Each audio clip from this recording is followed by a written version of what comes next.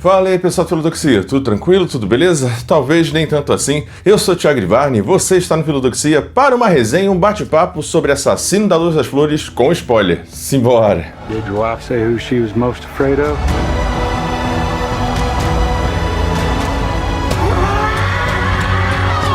Don't do something you're going to regret for the rest of your life. E aqui você já sabe, hoje eu vou pedindo logo, antes que o capitalismo e a ganância do homem branco continue a nos matar, deixa seu like maroto, se inscreva no canal, caso ainda não tenha se inscrito. Se você estiver assistindo essa prévia por qualquer outro lugar que não o canal, passa lá pra prestigiar que ajuda muito, beleza? Então agora sim, bora começar! 7 horas. Eu assisti 7 horas de Martin Scorsese, vi 2 vezes o filme. Caralho, o maluco é brabo, porra! Uma sozinho, uma com a minha esposa. Tem que falar da experiência do cinema, né? Mais de 3 horas e meia ali de filme. Eu gostei talvez um pouco mais do irlandês, mas aí você pode sair, né? Enfim, o streaming, Netflix e tal. Senti uma dificuldade, né? Pra mim que tem problema nas costas, outros que ficam mais ansiosos, olhando o celular dentro do cinema. Essa coisa que a mídia social cria em nós, essa ansiedade. É uma experiência muito boa, mas que para alguns é difícil, né? Eu vi muita gente levantando, sentando no celular e tal. Isso pode atrapalhar um pouco a experiência. No meu caso, a segunda vez foi até mais interessante do que a primeira. Eu vi outras coisas que não tinha visto e tenho a impressão de que esse filme ele não se esgota em si. É preciso de uma ou outra visada posteriori, que tem bastante temas como decolonialismo, mais ou menos decoloniais, né? Porque mesmo com a mudança de foco do FBI, o livro original que traz mais essa questão da investigação, é um filme que ainda tem essa coisa do homem branco como principal, até porque talvez o Scorsese não tenha lugar de fala, mesmo respeitando muito os Osage, tendo a participação deles na frente e atrás das câmeras, assim. É um filme legado, é um filme memória, quase um tom melancólico aqui do Scorsese, mas que está longe de estar entre os melhores filmes do diretor. Mas sim, é uma experiência maravilhosa poder ver Scorsese no cinema de novo. Bom, em termos técnicos aqui, a gente tem Scorsese em sua plena forma. Temos aí um faroeste, temos aí filme de roubo, temos aí romance, true crime, tudo junto no mesmo filme. Não quero ficar me repetindo por vários vídeos e críticas que tem aqui no YouTube. Tecnicamente, o filme é muito preciso. Acredito aí que tem indicação ao Oscar de melhor ator ou melhor atriz, melhor ator, melhor atriz coadjuvante. Dá pra encaixar a Lily Gladstone, que tá excelente em qualquer uma dessas categorias. A trindade principal aqui tá muito boa. Os atores também coadjuvantes, de fato, assim, né, estão muito bons. Eles entregam muito do filme. Tecnicamente, em termos de montagem, trilha sonora, a trilha sonora tem uma batida enervante que vai dando uma sensação de claustrofobia, de angústia, sabe? É igual aquela célebre entrevista lá acho que é o Hitchcock e tantos outros que fala da antecipação, né? Quando você sabe o que vai acontecer e que ela vai morrer e etc, a família e tudo mais, vai criando uma certa angústia, né? E os vilões, os personagens não são unidimensionais. Enfim, tecnicamente, Scorsese aqui entrega uma obra perfeita e eu queria falar de alguns outros aspectos que circundam, em termos assim, de discussão, teóricos, aproximação com o Brasil e tal, preconceitos de múltiplas formas, a Ku Klux Klan. Então ele vai meio que polvilhando como um belo doce ou um salgado muito bem feito e oferecido pra gente, sabe? Ele vai polvilhando com coisas assim no contexto histórico, o recorte muito bem feito. É um filme que tecnicamente já vai dominar o Oscar. Não sei se eu gosto como, sei lá, nota 10 assim do Scorsese, mas é um excelente filme. Vamos falar das coisas que estão circundando e os conceitos que estão para além e ou juntos com o filme. Bom, tecnicamente é um filme excelente, como eu já disse. Dá pra gente discutir várias coisas, né? Vários aspectos em termos de conceitos adjacentes aqui. Então vamos chamar um... Momento Filosófico.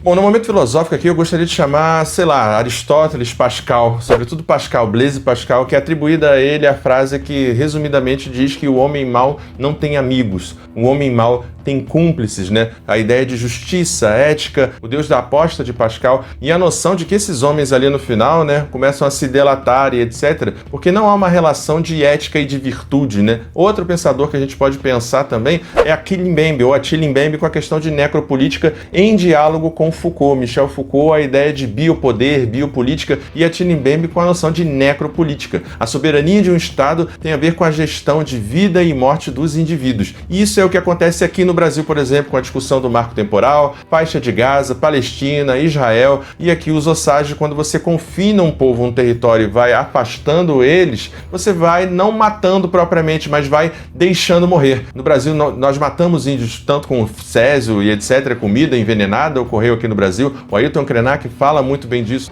Eu não sei por que você está me olhando com essa cara tão simpática. Nós estamos em guerra. O seu mundo e o meu mundo estão em guerra. Os nossos mundos estão todos em guerra.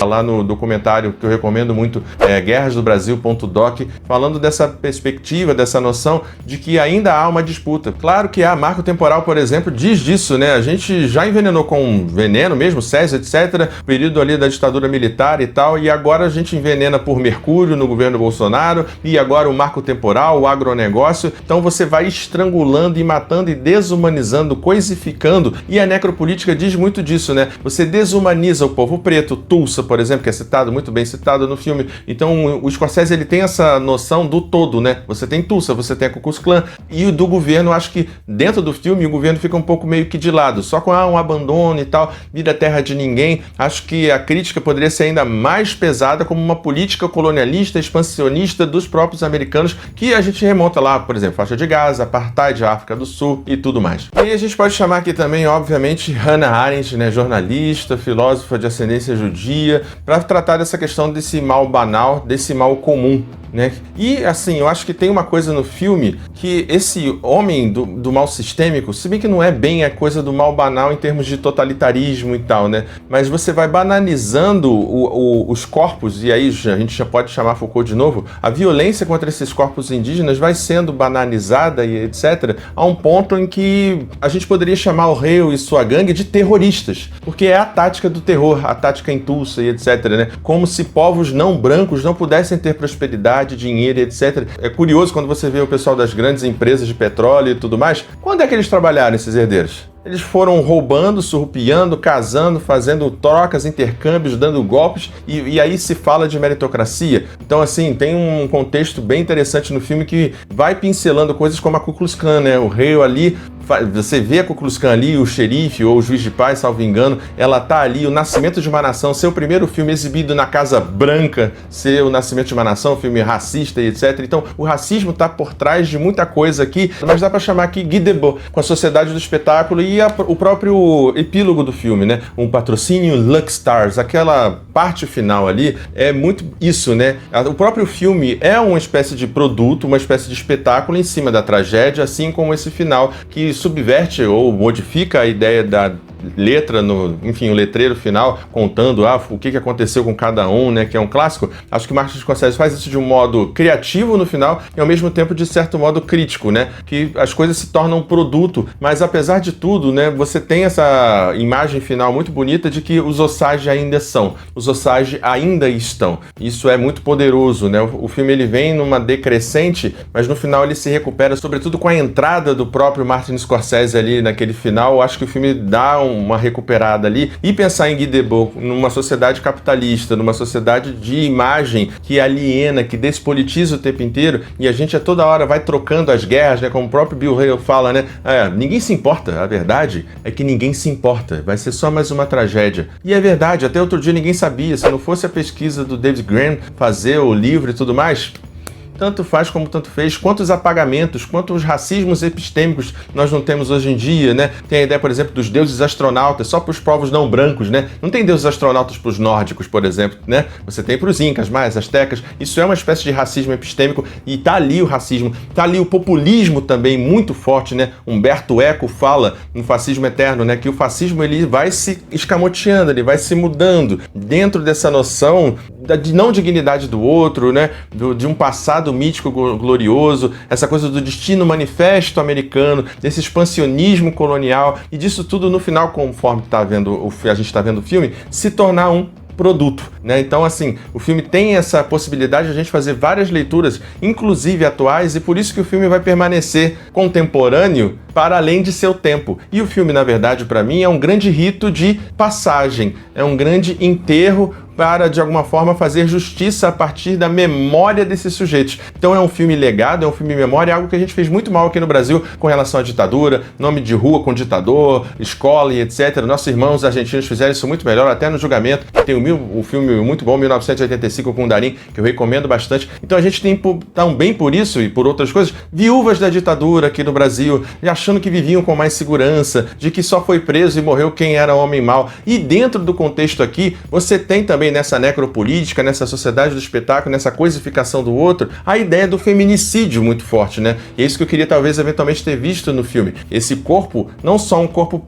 vermelho, né? Mas um corpo feminino vermelho, que é o que o Scorsese decidiu recortar aqui. Essa família matriarcal, que a gente tem alguma coisa delas, mas poderia ter mais. Bom, é isso. Talvez eu já tenha me estendido demais. Assassinos da Lua das Flores é um filme muito bom, mas poderia ser chamar terrorista, né? Da Lua das Flores, assim, porque é uma prática de terror, é uma prática do horror, que eu acho ainda que é uma história bastante ainda branca e masculina, poderia ter sido um pouco melhor trabalhada nesse sentido. Não sei se o romance me convence tão bem. A montagem não linear às vezes pode deixar um pouco confuso as pessoas, mas no geral, assim, Scorsese faz o seu possível dentro do seu lugar de fala, com um filme que mescla ali western, gangster, drama de tribunal, romance, com belas atuações. É um filme que entrega muito e que cabe bastante pensamentos e bastante conceitos que estão no e para além do filme. Ele vai polvilhando isso tudo e nos permite discutir, inclusive, por exemplo, saúde mental, que é um melancólico, né? Você discute também saúde mental, você discute um pouco o suicídio, o descaso que há com isso, né? Isso não é uma saída de homens, o Hale fala, né? Tem também a ideia de que chutar um cachorro daria, né, que eu falei anteriormente, daria mais prisão ou problema do que matar um indígena e tudo mais. E essa noção de que você tem várias pílulas ali colocadas pelo mestre Scorsese dentro desse filme faz com que seja um filme, como eu disse, extemporâneo, né? Vai ser um filme que você pode ver a qualquer tempo, a qualquer lugar, que você vai entender porque políticas expansionistas, colonialistas, como a gente já viu, apartheid, Gaza, aqui no Brasil e tantos outros territórios, continuam e continuarão existindo muito por conta desse homem branco, muito por conta desse neoliberalismo e do capitalismo. Bom, então por isso tudo, a minha nota para Assassino da Luz das Flores é nota 9. Excelente filme que talvez possa incomodar por conta do tempo, a questão da linha cronológica e algumas outras coisas que eu comentei aqui com vocês, mas é um filme muito bom que vale a pena ser visto sim nos cinemas. É isso, pessoal. Espero que vocês tenham gostado desse bate-papo, dessa crítica. Não esquece de deixar seu like, se inscrever no canal caso ainda não tenha se inscrito e até a próxima, pessoal. Tchau, tchau. Valeu! Ajude o Filodoxia a continuar crescendo. Essa é a nossa chave Pix. Considere o clube de membros e muito obrigado por apoiar o canal. Sem você, ele não seria possível. Muito obrigado sempre.